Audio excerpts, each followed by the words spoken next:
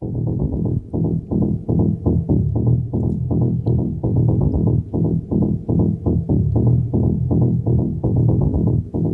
listening to Fade to Black with your host, Jimmy Church, on the Dark Matter Radio Network. Are you scared? Are you holding your pillow? Are you afraid of the dark? Well, don't worry, kids. Jimmy will save you. The truth will set you free. Live from the JP Motorsports Studio in Burbank, California, broadcasting around the globe. I'm Steve Harder. And now, for your host, the Captain of Conspiracy, the Prince of Paranormal. This ain't your daddy's radio show. This is Jimmy Church. Fade to Black.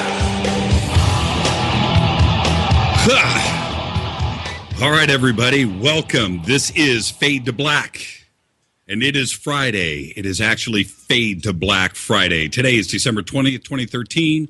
It is just 5 days before Christmas. That's right, and we are live from the JP Motorsports Studios right here in Burbank, California for KJCR and the Dark Matter Radio Network. I am your host, Jimmy Church. Okay, let's get the show cracking. We got 3 hours live tonight. Before we kick it off, I always do a big, proud salute to the men and women in uniform around this great world of ours, fighting the good fight. Without them, there is no me, there is no you, there is no us. Do follow us on Twitter, Facebook, and YouTube. Everything is Fade to Black. YouTube, Twitter, everything is KJCR Fade to Black. Go find us. Like, subscribe, post, do whatever you'd like. You can email throughout the show tonight. I will get to as many as I can. Email to jimmy@jimmychurchradio.com. You can also do over on the website. Just go to the contact page, where we use non-NSA special encrypted servers. Okay, let's get this show cracking. In the first hour, with no interruptions, we will have Jason Martell from Ancient Aliens. In the second hour, Ralph Wolf McCarran. He's an original OG Area 51 researcher. In the third and last hour, Wolf and I will take your calls on Skype. So get ready for that, but don't call us. Don't call us. Don't look us up on Skype just yet. I'll give you the number when we are ready. All right, let's go. Let's get this show going. For over 15 years, Mr. Jason Martell has been one of the leading researchers and lecturers specializing in ancient civilization technologies.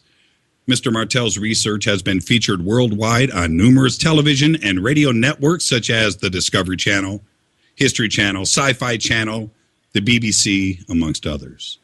Lecturing throughout the world, Mr. Martell has dedicated his studies to ancient artifacts and the Sumerian culture by using the latest in scientific research, supporting evidence, and data.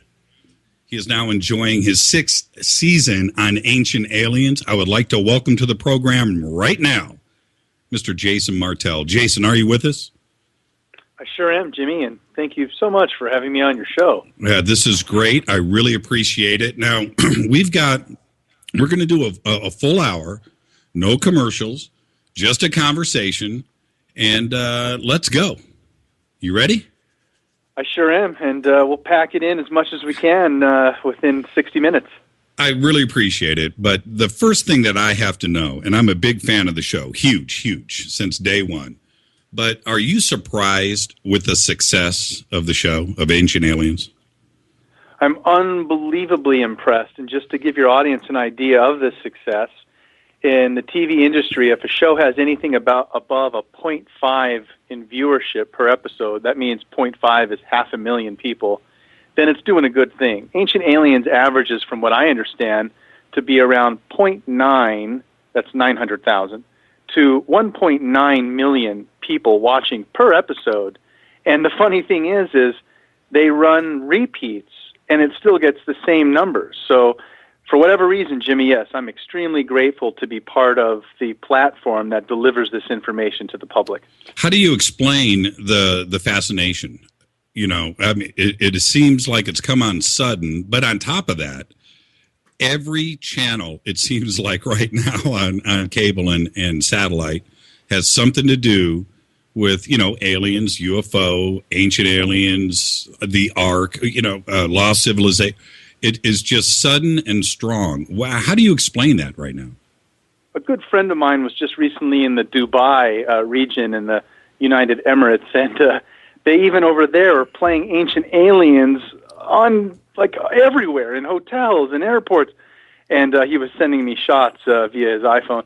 I can't explain it, Jimmy, other than to say that I think it's just, the timing of the way things are escalating. In the last 100 years, things have exponentially increased and changed. No one would have thought that you'd have a phone that could fit in your hand 50 years ago. It wouldn't be possible, or walk around without wires. So I think it's just about that time where we're reaching a precipice beyond 2012. We've hit that marker and now gone beyond it, and it's time for a change and a new outlook. Well, and I think that people are looking for answers. They have a way to research, with the internet, like you're saying, but now they want answers. And I think that has a lot to do with the success of not only, gives researchers like you a platform, because now people are asking you questions and you can respond, but I think they just want answers. Is that what you feel? Well, Jimmy, I don't want to set up a good marketing promise there, but at the end of the show, yes, my latest endeavor, which I'll give you a plug at the end, is to do just that, is to educate the public directly, not just on what you see on TV.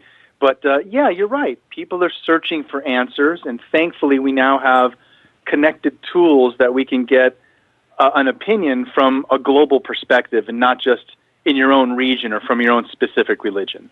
Let's jump in. We've got a lot to get in here, really, in such a short time. But Planet X, it seems to me, and I've got a lot of friends over at the Jet Propulsion, and it seems that everybody is talking about it. And I think a lot of astronomers, that's what they're doing. They're looking for this. Do you think we're getting close to an answer? We are. On a scientific level, there's a crossover between the paranormal and science on various topics, and Planet X is one of those. So from the scientific perspective, from the last 10 years, there's been a blip in the scientific radar that our scientific telemetry in space has been leading to the idea that the planets, there's a gravitational influence on all the outer planets that seems to suggest there's some other large planet causing this influential pull, but they haven't been able to find this planet. So they fine-tuned this research into using infrared telescopes, and when they flipped on all these telescopes, Jimmy, several years ago, they found out that there's all kinds of these planets just kind of floating around in our vicinity. So the problem hasn't been filming Planet X, it's identifying it. Because when we have a plate of the sky, it might contain 100 different candidates of extrasolar planets that are, kind of floating in our vicinity, but tracking the orbits of all of these and determining which ones might come close to Earth or a candidate for this ancient planet X, Nibiru. It's just a lot of data. Now, that's not to say that someone doesn't know exactly where it is and that it's not being tracked, but completely honest with you, I'm not aware of that, and there is no public data as of yet scientifically confirming a Planet X. Well, asteroids just seem to pop up, I would think with all of, the radars and the things that we have pointing, telescopes, radar telescope, everything that's radio telescope pointing out into the universe, that we know everything that's going on out there. But yet a huge asteroid sneaks up on us, it seems like every single month. Well, you're right. And the way I answer it in the Planet X envelope, Jimmy, is that we have a very astute amateur astronomy community. Anything from Hale-Bopp to Shoemaker-Levy 9, which broke up into several large fragments and impacted Jupiter, anything on a large scale happening within our solar system, the amateur astronomy community always picks it up before the professional community and escalates it to them, because there are so many eyes. So if anything is coming towards the inner part of our solar system that's planetary size, we're going to see it. Asteroids, comets, you're right. We need a much better near-Earth asteroid detection program, but it is interesting that a lot of these comets and asteroids seem to follow a similar elongated path that come in the same direction of where we propose a Planet X path might also contain. It's like these debris are in some ancient orbit, if you will. I just got a text in from Robert Osorio of Lancaster, California, and he's got a great question, and I'm going to lay it out there. Where do you think Planet X is right now? In the now? Well, where is it right now? Well, here's the more complex answer to this gentleman, is that every model that we've been putting around Planet X is based around one sun. The latest research that I've been doing changes that model. So it's not as easy to answer anymore. Most solar systems that we've been filming, external solar systems, not our own, are at least binary. They have at least two suns, some of them in 6, 8, in this intricate dance.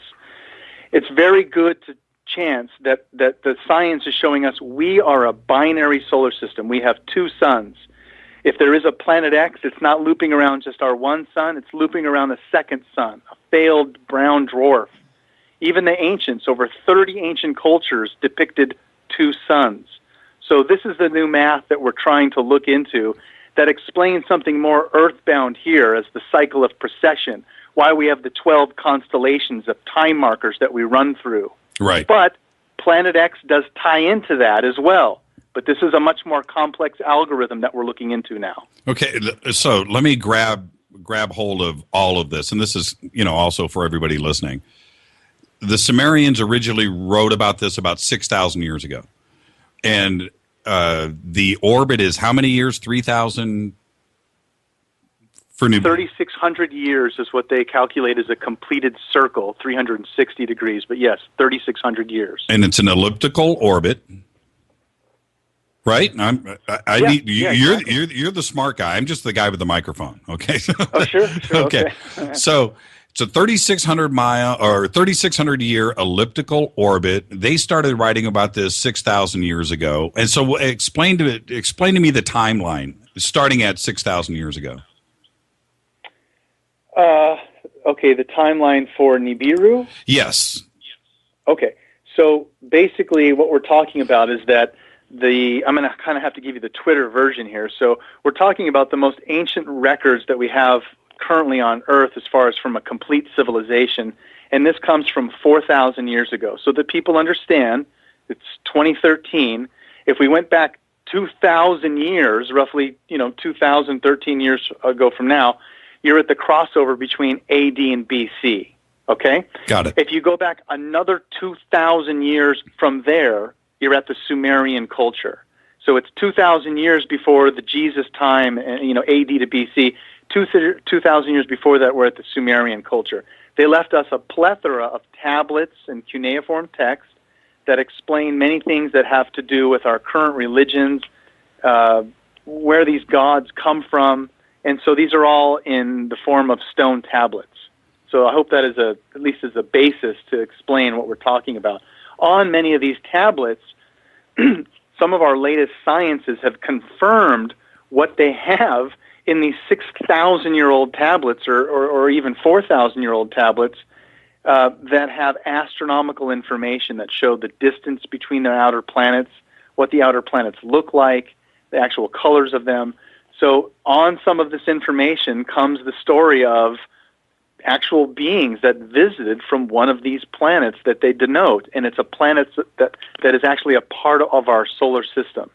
And so that's where modern astronomers have been looking for something that seems to fall into a similar line of what these ancients have spoken about, another world that exists within our solar system, and that gods come from that.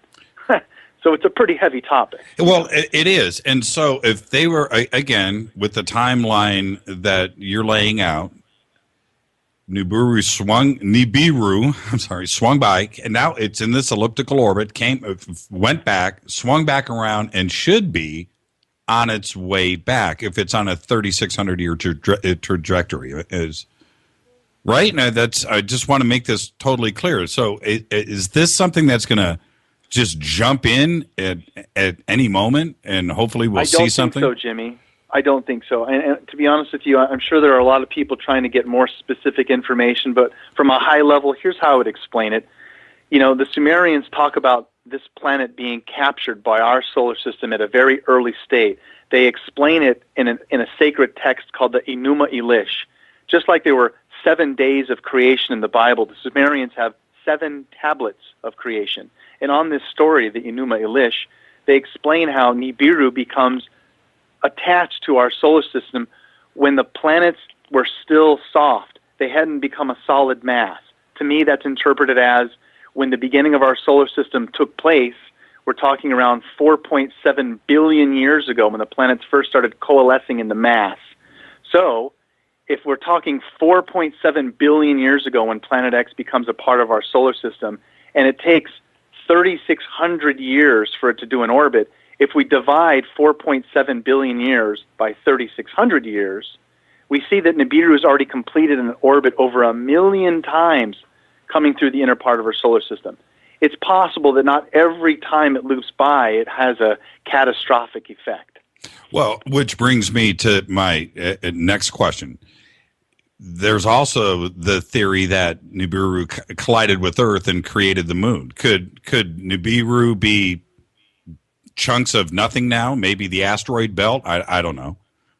Well, you're close. The Sumerians explain that what took place was in this primitive state when our planets hadn't become a solid mass, Nibiru became attracted to the inner part of our solar system by the gravitational pull of, Jupiter and Saturn and Uranus, and it eventually, as it started to become orbiting around our inner part of our solar system, the Sumerians explain that one of the moons of Nibiru, labeled as North Wind, this moon actually whacked our primitive Earth that they called Tiamat.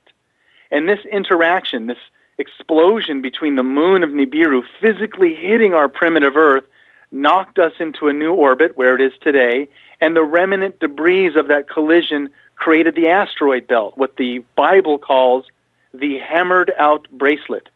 So, yes, there is this interaction in the past that all science seems to point that this actually did take place. One last point on this, Jimmy, is we've heard of Pangea. Well, if there was a collision between this Planet X moon and our ancient Earth, and it split Earth in half, and Earth becomes half a planet, well, think about this for a second. Pangea shows us that all the continents were connected at one point. We were one chunk of land. And because of spherical reference of water, we become a sphere, but the oceans, if they were siphoned off, it's a chunk of land. And only the skin of an apple at the surface, the continents have now moved into place. So all of the science supports the idea of these initial collisions, the cosmology of our solar system, summarized in these ancient Sumerian texts. Well, 100 years ago, the continental shift was not even talked about. Now it is accepted. That is what's taught in our schools now. Yeah. And okay, well, what got you into, because I want to talk about Sitchin here in a second, but was it Zechariah that got you into this originally? What happened in your life that, what was the change that caused you to get into this research? The Twitter version again here is, I'm 39 now, and so when I was 21, someone in college had just kind of casually mentioned that there was pyramids and a face on Mars. And, I was just a waiter and a surfer and had no interest in or knowledge of any of this type of information, the paranormal, UFOs. And so I was like, no, there's not. There's no reason NASA would hide any of that. So for whatever reason, a spark of interest became placed in me in that topic. And when I started to look into what they had just turned on, which was the Internet in 1996, I found out that there was some interesting things going on with NASA, and it turned out that there was a company called Malin Space Science Systems that equipped all of the orbiters we've sent to Mars with their cameras, Malin Space Science Systems cameras. And it turns out, so all of the pictures of the face and the pyramids were coming from this one photographer, this scientific photographer company, and they happened to also be in San Diego where I was attending college. Mm-hmm. So I just contacted Dr. Mike Malin as a layman college student and asked him point blank on the phone, is there any possibility that these structures are are artificial on Mars. And he said no. And this forced me to look into the data deeper, and I was able to find several peer-level review scientists that held PhDs, didn't work at NASA, but had published material, such as Dr. Mark Carlotto, where, they ran tests and published data that I'm sure NASA did, but they never shared with the public. And let me give you an idea of what I'm saying. Dr. Mark Carlotto would take algorithms, mathematical algorithms, and use satellite telemetry over Russia, run these algorithms, and say, oh, look, these are troops, tanks, and missiles hiding under a tarp or some shrubs, but the math could find the fractal patterns of artificiality. When they run these same algorithms on the telemetry of Mars over Cydonia, the face and pyramids come out to be over 98% probability of artificiality. Things like that are just simple tests that could be done, NASA never embraced, but other people did. And if anyone were to do the research on these topics, this is what I came forth in finding. So you were in college at the time. Did you suddenly change your your focus of education? I did. I dropped out of college and became an entrepreneur and founded my first $100 million company at 34. That's what I'm talking about. So Zecharia Sitchin, with his book, The 12th Planet, that had to come into play. When did you pick that up? Well, Jimmy, as I started to realize that there's stuff all over Mars that's artificial, it started to put my focus back here on Earth and realizing that there's megalithic monuments all over the Earth that seem to point to our human origins in a lost epoch of time that are not currently on the books, meaning the Sumerians are the last and final culture that just kind of right out of the Stone Age we have on the books. But as I've been realizing and studying over the last 10 years, there's a whole slew of new information, thankfully through the show like Ancient Aliens, that have been bringing forth all of these new sites, Göbekli Tepe, Markawasi, and the Gate of the Gods, all these various megalithic sites that kind of add to the collection that we know of now, like Stonehenge and Giza.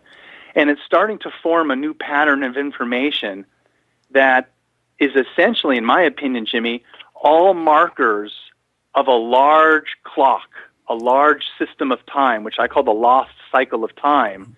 And we call it currently now, as we're trying to figure it out, we call it the precession of the equinox. Well, I want to stop you right there because I think Göbekli Tepe is the game changer for everybody out there researching. It came for the 12,000 years, okay, when you think about, no civilization, no farming, no nothing, no organization, no city living, no nothing, and Göbekli Tepe wasn't supposed to exist. And now it not only does it exist, it's real. Now it's been 5, 6, 7 years. It's very new, but I just think it is the game changer.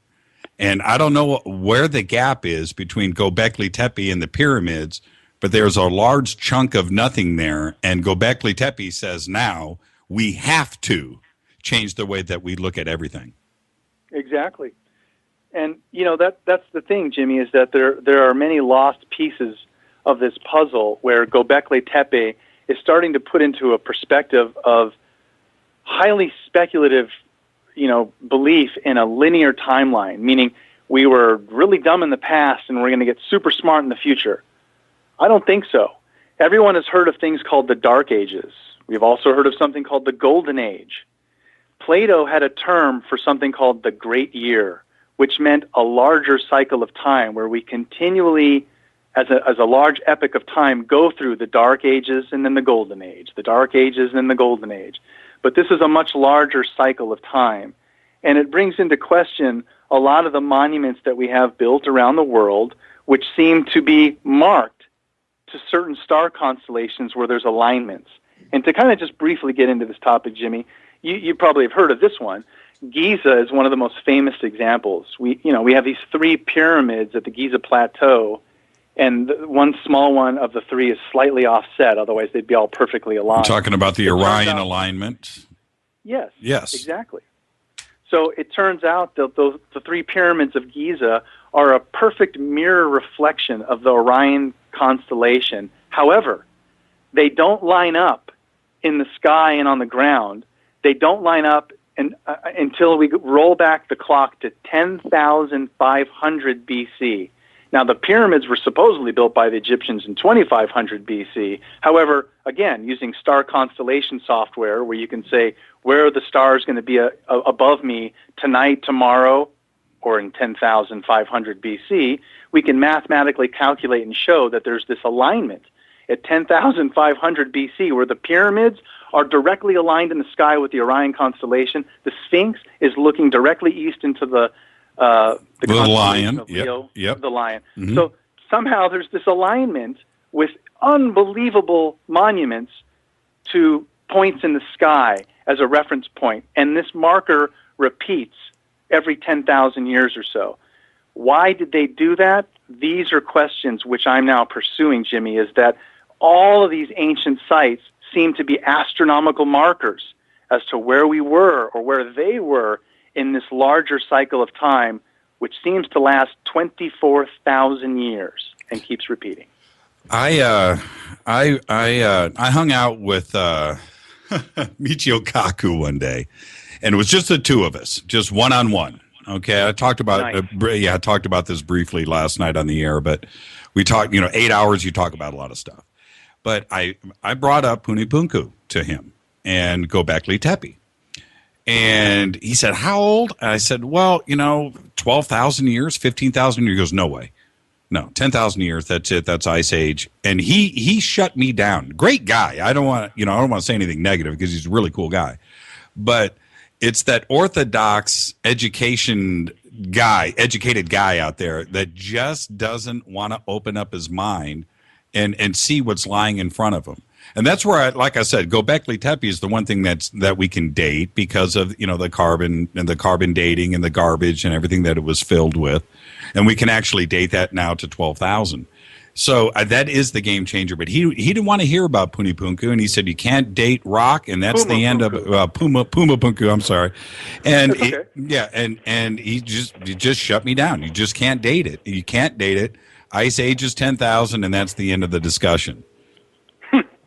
Well, I would sure love to have a discussion like that, and I understand that many people are rooted in their ways, and in all respect to Michio Kaku, he might have valid reasons for why he stands behind that.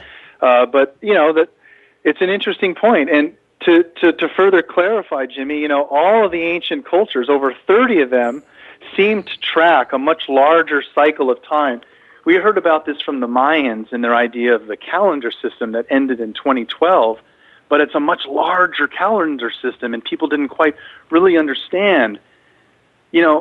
So to kind of put this in perspective, I know this is kind of weird stuff, people first hearing about this, but let me give you a couple more, data points in a simple analogy. Go. When I'm talking about a cycle of time that lasts 24,000 years, that's, if we live 100 years or 120 years at best, we're just a blip in a 24,000-year cycle.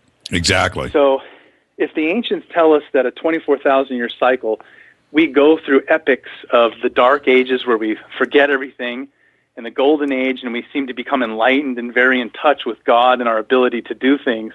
What is responsible for this cycle? And for us to be able to retain that knowledge, there's an insect here on Earth called the mayfly, and it only lives 24 hours.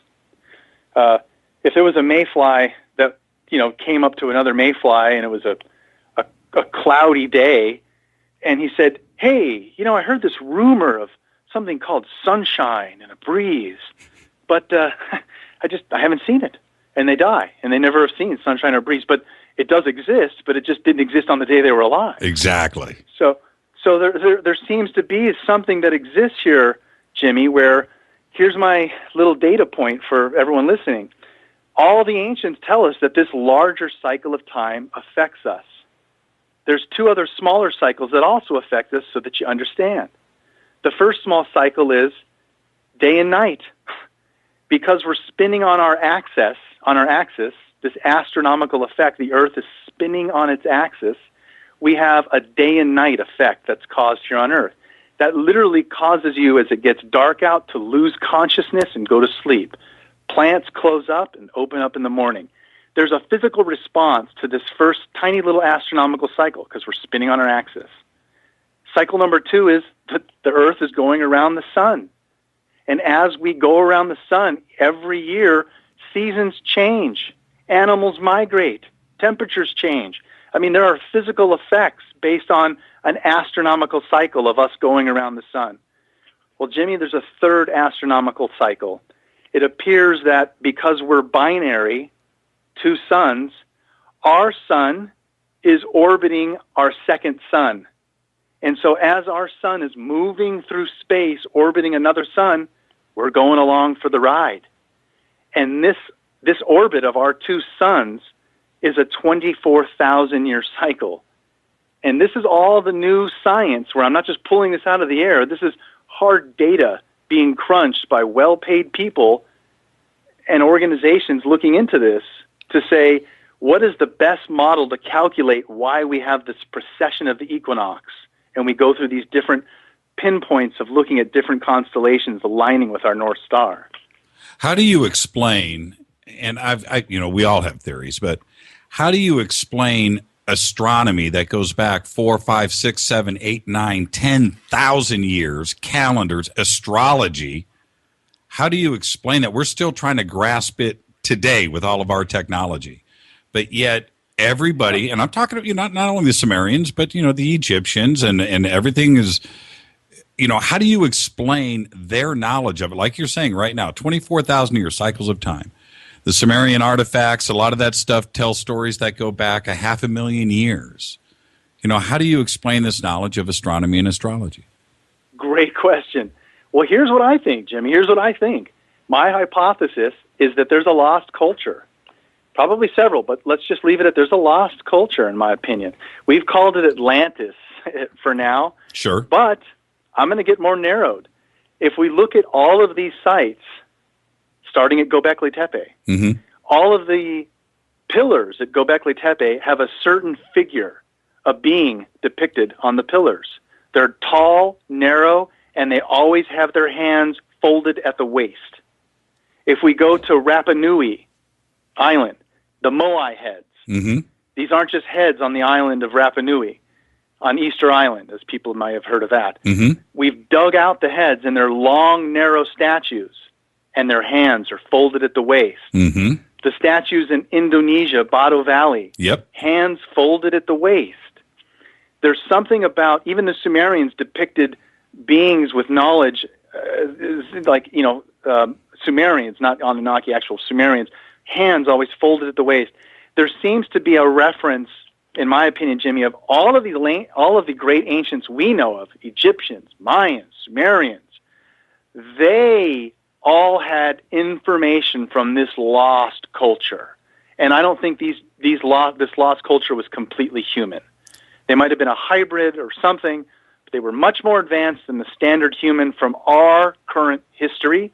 Our current history is still connected to them, but we're just now starting to uncover them. Well, you just don't go from being a hunter-gatherer, carrying a club, wearing an animal skin, one day, and the next day building the pyramids. It just doesn't happen.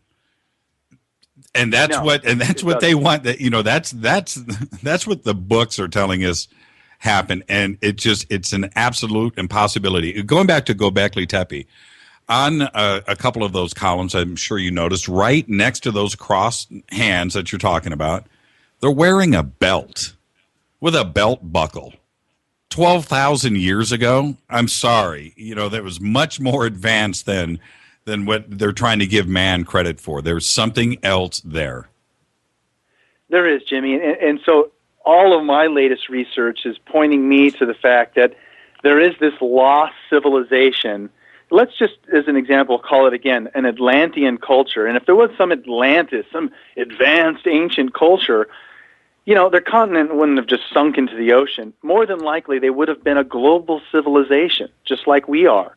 They would have been global. That's why all of the monuments we see, these megalithic monuments, are globally placed. And these monuments, like you mentioned earlier, Pumapunku, or Teotihuacan, or Machu Picchu, or Sacsayhuaman, many of these locations show a type of architecture where the stone masonry to connect the stones and make the walls, they use no mortar. They use a system where somehow, which we can't even do today or don't do today, they were somehow able to heat the hardest stones that we have access to, diorite, granite.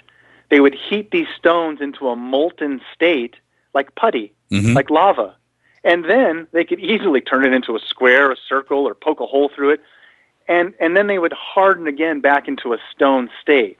So that's how they made a lot of these walls. Is a term we call now, you can Google it, called, to people listening, vitrification.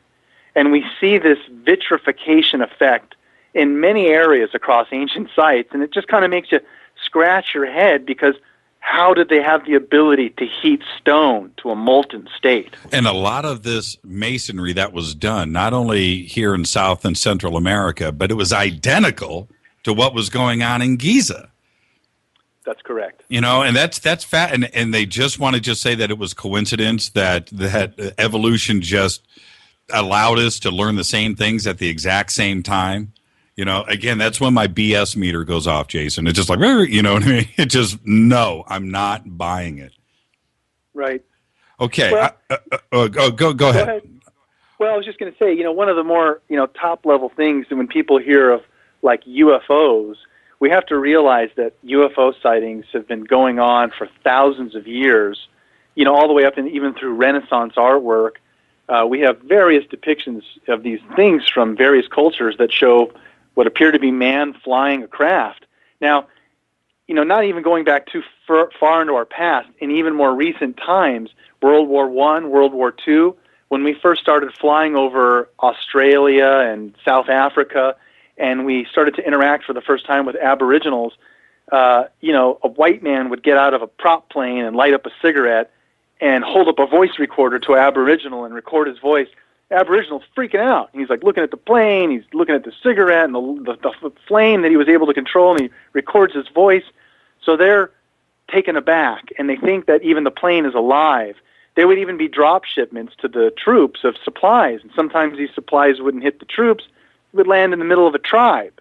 Tribe cracks it open, and it's like guns and fruit and canned goods.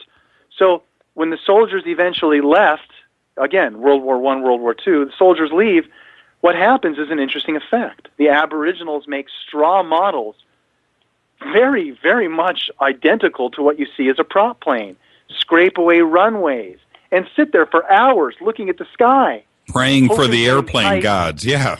That's right. So it's the same thing that we see happening even further back, thousands of years ago. Our ancient people went to great lengths to create artifacts and wall carvings. It wasn't like somebody just slapped some paint on the wall saying, hey, I saw something. We're talking about years of effort to convey sacred information where they saw things and interacted with beings that we now today just kind of go, oh, it was mythology. People were making it up. No, I don't think so. Well, exactly. The winged disc with the Anunnaki. Right. Well, the winged disc is another whole other topic and show for a future conversation, Jimmy. But it was something that they saw. It was something that they saw, though, and that's my point. It was. You're right. It could have. It could have been a craft, but it also could have been, the disc. The Son of God is an interesting term. It's used to describe Jesus and many other sacred figures. But if you think about it, the sun as a round disc, nothing would live without the sun. Plants, animals, us. And ancient people were well aware of the fact of why they worshipped the Son of God, the actual sun, the round disc in the sky. Before we've got about 20 minutes left, but it's probably all of it will be discussed on my next favorite subject: the Baghdad battery. The Baghdad battery. How? Well, tell us how it got discovered first. Well, who discovered it 60 years ago? They found about a dozen of these batteries in the Iraq region that seem to be around 4 to 8 inches in height, and they're little tiny clay pots with a copper filling and an iron rod. And science has proven that these dozen or so batteries so far that have been discovered are around 2500 BC era, and sure enough, it's an ancient battery. It literally generates positive volts. Were all 12 found at the same time, or were they found in different locations? They were found in different locations, and what's really interesting about this, Jimmy, is that if we think about the 2500 BC just epoch of epoch of time, we have in the ancient Iraq area these batteries discovered, and then over in Egypt at the same time, 2500 BC, we find these wall reliefs of what appear to be ancient light bulbs, literally ancient light bulbs carved in these Egyptian walls, plugged into what appear to be some type of energy device. So, yes, several people in the ancient astronaut community, myself included, have made the connection and have done physical experiments showing that the ancient battery did exist and functions, and these ancient light bulbs in the same epoch of time, you could probably connect it to the battery and generate that electricity. Well, when you look at the way that it's constructed, an iron rod, I've seen your demonstration on it a few times, fascinated every time I've seen it. But, with the copper, and it's that old, what else could it be? It's not decoration. It's not something that was put on a shelf. It had a function. And I can't think of anything else. Now, I will say, where are the wires? You know what I mean? They're in the Dendera relief.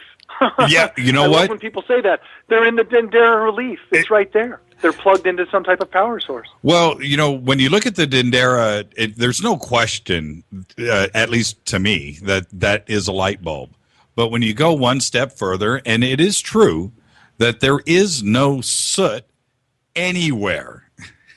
And I'm just sorry. You're right. Mirrors or any other way of trying to light anything for the length of time that those guys are carving those reliefs and those walls, there would be a half inch of soot on everything, and there would be evidence of it everywhere, and there is nothing. You're right, Jimmy. And so there's 2 points there really around the battery and the bulb. Backing up what you're saying, all the evidence shows that, taking a torch and holding down in these deep crypts and recesses of tombs where they're carving hieroglyphics and wall reliefs in Egypt, there's no evidence of a flame burning, so that discounts that. The other theory is that they're using copper mirrors to reflect sunlight. That just doesn't hold up. An alternative theory is they were actually using a primitive form of electricity. Now, the Baghdad battery, yes, it was a battery. No one discounts that. Now, modern science and history will say that the Baghdad battery was more than likely just used to electroplate gold onto jewelry, meaning it was enough of an electricity current that you could generate, that you could heat up gold and spray it over jewelry. But here's another alternative interesting fact about the battery. The batteries they discovered are all about, a few inches high. I even own several and have done experiments, as you mentioned. But the ones in Egypt, like the Dendera relief, show a battery that's 4 to 6 feet tall. Right. So if we took the same principles of a 4-inch battery and applied it to a 4-foot tall battery, on camera I was able to generate with my little 5-inch battery 4 volts, which if you think of a modern flashlight being powered by 9 volts, not so bad. That's right. If you had the same elements in a 4 to 6 foot setup, why couldn't you generate 100 volts? And to back that up, one of the things they did, Jimmy, is that in ancient Egypt, for the various gods to entice people to follow this god or that god, the Baghdad battery as a principle was used to power certain statues, where the statue would build up a static electricity charge, and it would literally have a hum. So people would walk in and see this statue and would feel the presence, literally, of some type of an energy. They would touch the statue and be like, oh, it's God. No, it's a Baghdad bat. Are all 12, are they similar in design?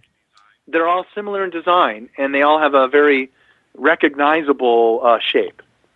And the ones that you own, are they originals or are they replicas? Oh, no. I've simply hired people to replicate by dimension and the same materials Baghdad battery replicas.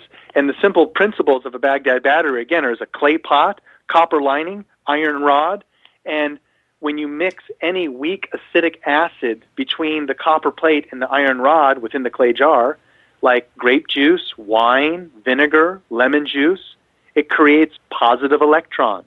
So the larger the battery, you're just pouring more juice into the battery, creating more voltage.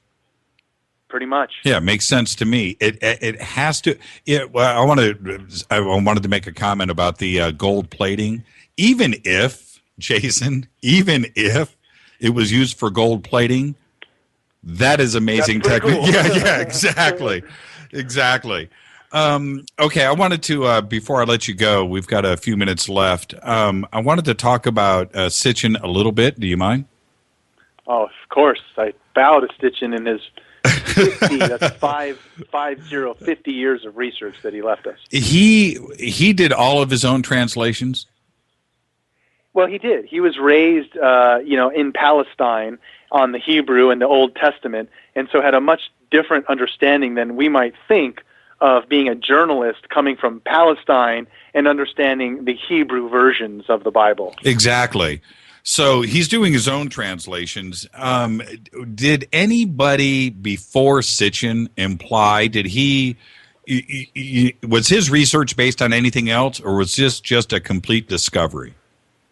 Oh, not at all. I've got two books right off for reference here that I wanted to at least share on the air. Sure. M.E.L. Malowan is an author that Sitchin commonly referenced in his materials as a scholar.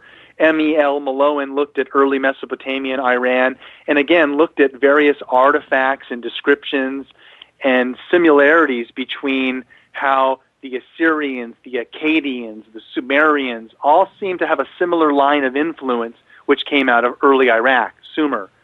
Even another author, Andrew Robinson, wrote a nice book called The Story of Writing. And so there are some very interesting resources well beyond Sitchin where people can understand the context of this sacred information. Jimmy, the real paradox here is simply this. Most mainstream scholars or archaeologists, or linguists for this matter, would squabble with Sitchin's interpretations around a certain word or a phrase, Nephilim, Anunnaki, Nibiru. However, Sitchin, as well as Eric von Daniken and several others, were very rare and few between. Sitchin, more academic, staying on just him, chose to say, listen, I'm not only going to just squabble over this word or phrase, I'm going to put everything into question and try and explain everything under an envelope of understanding that makes sense. So Sitchin broke free from current linguistic restraints and said, I'm going to give you a story that encompasses all of the information. Let's just try to figure out this one little phrase or this word. What does all of the information mean? What does the overall message mean? So this is a much more esoteric topic that current linguists or people very much so interested in the origins of the Bible, coming at it from a religious or Christian or Hebrew perspective, there needs to be a balance between science, religion, and history. And thankfully, the ancient astronaut theory is giving that, like ancient aliens, is giving this information a fresh new look, because the origins of where we come from is a very intriguing and interesting topic. We all need mystery in life. And I don't think the black and white version, science or religion, is the way to answer it. And most people are understanding that nowadays. Okay, I have another text that came in. I don't have a last name. Her name's Helen. And she says, and this is a great question, she says, was there anything on ancient aliens that you couldn't talk about or could not share? Well, on that topic, I'll go ahead and give the plug. In early 2014, do you have a web browser and you're in front of your computer? You're going to want to remember this URL, ancientschool.com. And in that venture, in 2014, I'm going to be launching Ancient School, where myself and other experts from the community of the ancient astronaut field are going to be giving weekly lessons so that people within video format can watch and learn, and will be given homework to understand and learn and educate themselves from people like myself. if they're so inclined. We'll get the link up on our website later on tonight for everybody out there, and you can certainly email us, and I'll get you that information right back to you. But so was there anything that you just was too controversial that could make it Ancient Aliens? Well, the thing is, Ancient Aliens is a great show, and there's topics that get formed around the producers vetting these topics, but there are sometimes topics that come up that, just being very loose about it, either dive too deep into current religious views, let's say around Christian beliefs and Satan and the devil and things like that, or things that have to do with classified information and current things that are, is it a UFO or is it, classified spaceship type thing? There are definitely perimeter topics that I would like to talk about, not breaking clearance or security clearances or anything. I would never do anything like that, and plus I don't have any. But there's definitely topics that I feel are better to explore outside of the 60 minutes of what you get on TV. And some of those, again, for my interest, are definitely of our biblical origins, things involving the Ark of the Covenant, Moses, some of these pieces of information that, we have a very black and white story of our history, and it's very interesting that with this global access to data, we can get many perspectives on the same story and ascertain what is the true path. Well, exactly. And I have a problem with, and I want to talk about knowledge apocalypse here in just a second, but I have a problem with nothing between practically a Stone Age existence and the sudden appearance of what appeared to be everything. And I'm not only the megalithic stuff and the pyramids, but astronomy, advanced math, everything just happened overnight. And I just have a problem with that. Well, Jimmy, we're going to need to explore this further, because you won't have a problem with it if I can get it to sink into your head that it's just a repeating cycle. Think of it this way, and I'll just give you an example of data, again, to support this idea. In the time of Copernicus and Galileo, we were just rediscovering that we orbit the sun. Right. The time of the Egyptians and the Sumerians, they were very knowledgeable about the workings of the solar system. 4,000 years ago, we seem to know everything. The Egyptians, the Sumerians were very knowledgeable. And then we went into something called the Dark Ages, and we forgot it all. As we started to just come out of the Dark Ages, Copernicus and Galileo started to say, hey, wait a minute, all this stuff over the last couple thousand years is wrong. We're now on the upswing again, and we're just about parallel with Sumerian and Egyptian times in that they forgot it 4,000 years ago. We remembered it 2,000 years ago, and now today we're kind of realizing that there's a bigger picture. So, Jimmy, there's definitely a bigger topic for us to explore around this lost cycle of time and how it influences cultures here on Earth. Well, exactly, and everybody just seems to forget a couple of basic things, and one of them is this: we forgot hieroglyphics. Almost overnight. When we go back and rediscover Egypt, it was a lost language that even the Egyptians didn't read anymore. Completely forgotten. And when you bring up the Dark Ages, when the Romans left Great Britain, they had nothing. It was like they forgot how to do anything. And it can happen so quickly. So there is no question that there is a huge 4, 5, 6, 7, 8, 9, 10,000 year gap where something was there, and nobody wants to say, they just want to say it was the Stone Age. And that's the excuse. Right. I hear you.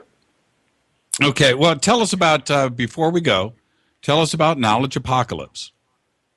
Okay, well, I as I mentioned, I'm 39 now, and so I've been doing this research since I was 21, and I felt it was time to at least give a very easy-to-read book, kind of the Cliff Notes discussion of the topics that I've come to be interested in, so that it can be easily passed on to other people as a gateway to understanding the ancient astronaut topic. So Knowledge Apocalypse is just, a very basic read on my exploration and understanding that there's something going on, not only on, on Mars, but you're on Earth, and how we kind of fit into that from our ancient past.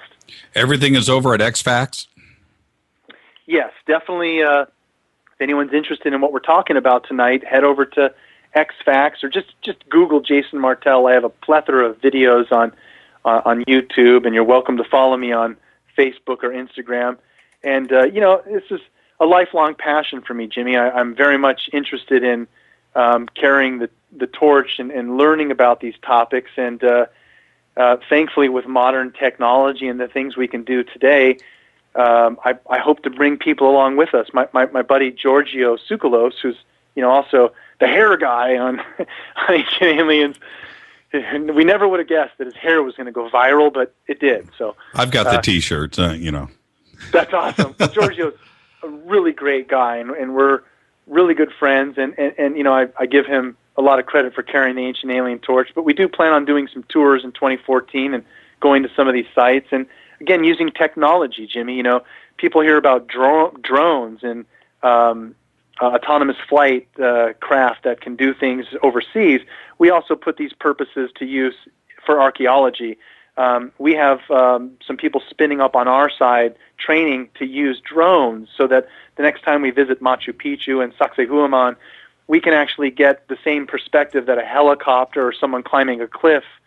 We wouldn't want to do that. We'll just send our drone. And we're going to really put forth some new data and video to explore some of these areas with the public. I just saw a video the other day on YouTube of one of those little, 4-prop pod, remote controlled helicopter, whatever, that cruised around Giza and flew around the pyramids. And it changed me. It really did. That's awesome. Yeah, I couldn't believe it. High def, up close. Just a few feet off of the pyramids, up and down and around the Sphinx. It was insane. I'll send you the link. I'll find the link and I'll get it out there to you. Oh, thanks. I'd love to check it out. And that's some of the stuff that we're going to be exploring through Ancient School, and whether people sign up as a member or just come check it out. I think it's definitely an interesting mix between archaeology and technology of what's kind of coming ahead of us. Well, I'd like to thank you for coming on the show. All right, and we're going to be doing something on the Ark of the Covenant here soon, and maybe we'll get you on to talk about that. How about it? Okay, that sounds good. All right, Jason, I really appreciate it. You are the best, and we will talk soon. My pleasure, Jimmy. Thank you. Have a great night. Take care. Bye-bye. Jason Martell, Ancient Aliens. Thanks, Jason. We'll talk soon. All right. Wow, live from Burbank, California. That was great. Shoot us an email to jimmy@jimmychurchradio.com. You can follow us on Twitter. Shortly, we will be taking your Skype phone calls. Coming up next after the break, we will have Ralph Wolf McCarran live in the studio. That's right. He is an OG Area 51 researcher. We'll be back right after this. Stay with us.